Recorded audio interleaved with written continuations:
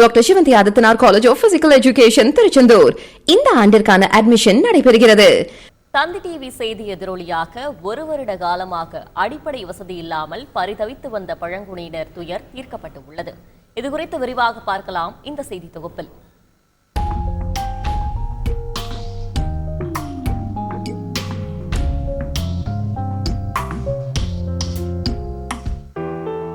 நீலகிரி மாவட்டம் கூடலூர் அடுத்துள்ள முதுமலை ஊராட்சிக்குட்பட்ட இருவயல் மௌலப்பள்ளி பகுதிகளில் சுமார் 18 பழங்குடியினர் தொரப்பள்ளி ஆற்றின் ஓரத்தில் மண் மற்றும் மூங்கிலை குடிசையாக அமைத்து வசித்து வந்தனர்.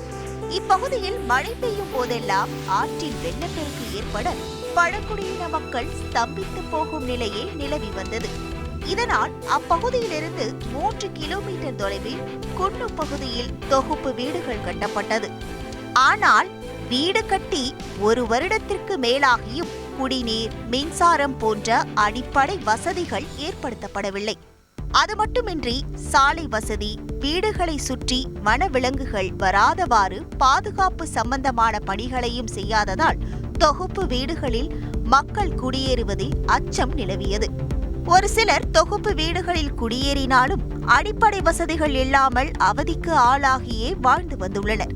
இந்த நிலையில் அண்மையில் கொட்டி தீர்த்த மழை காரணமாக ஆற்றில் வெள்ளப்பெருக்கு ஏற்பட்டதால் பழைய குடியிருப்புகளில் மக்கள் கடும் சிரமத்திற்கு ஆளாகினர். இதனைத் தொடர்ந்து பழைய குடிசைகளில் வசிக்கும் பழங்குடியினர் துயர் குறித்தும் தொகுப்பு வீடுகளில் வசிக்கும் மக்களின் அவதி குறித்தும் விரிவான செய்தி தந்தி டிவியில் ஒளிபரப்பானது. இந்த செய்தி வருவாய் கோட்டாட்சியர் செந்தில்குமார் கவனத்திற்கும் செல்ல அவர் களத்தில் இறங்கினார். இடர்பாடுகளை நீக்க மாவட்ட நிர்வாகத்துக்கு சொன்னோம். ஸோ மாண்புமிகு கலெக்டர் மேடமோட கைடன்ஸ் வழியும் அடிஷ்னல் கலெக்டரோட ஹெல்ப் வழியும் அந்த பர்டிகுலர் இன்சிடென்ட் வந்து சால்வ் ஆகிடுச்சு.